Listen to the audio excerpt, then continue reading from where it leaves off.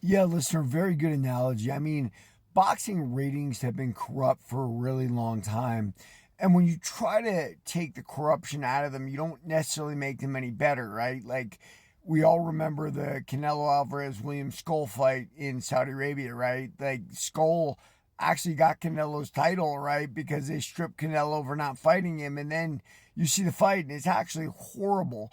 And the reason the IBF wound up in federal hands is Bob Lee used it as kind of an extortion game, right? Like he would, he literally put the boxing world on the market, right? Because that's what he saw in Latin America, and he figured, why can't I do this here? Well, there's a big good reason why you can't do this here, Bob Lee. We're in the United States of America, and the feds take things very seriously. Now, all that having been said, does it make it any better to have boxing not corrupt? I don't know. I mean, I don't know that we can honestly say that. I mean, looking at boxing now and the IBF has been nothing but a decline, and the WBA and WBC and WBO have all gone up through the roof. Now, WBO is in Puerto Rico, which is under federal rules, so maybe that helps a little bit. I don't know.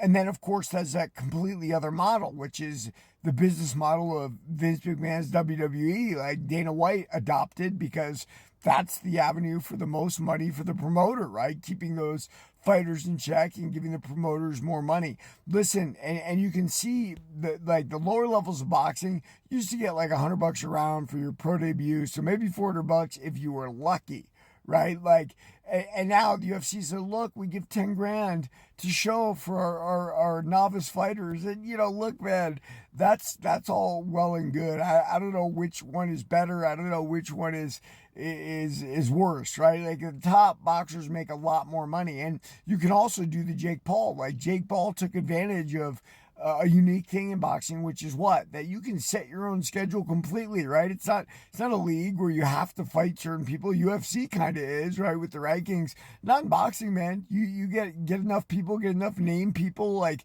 MMA stars and other people, and before you know it, you're a ranked contender. And I don't know that that's any better or worse than the UFC. Look, guys like Bo Nickel get stuff they don't deserve too in the UFC. Nick and Nate Diaz, like, look, personality sells, so I'm all for it. But is that legitimate? Like the fights Nick was given at the end of his career against George St. Pierre, against Anderson Silva, against Conant for the interim title, I don't know that he quote unquote earned them. I don't know what earning them means. Is being a compelling, charismatic character earning them? So I don't know. I don't want to deal with those things. I just love the fact the UFC's raised all combat sports ships, and Jake Paul is doing the exact same thing the UFC did. God bless. Everybody read my book, Warrior of the Light.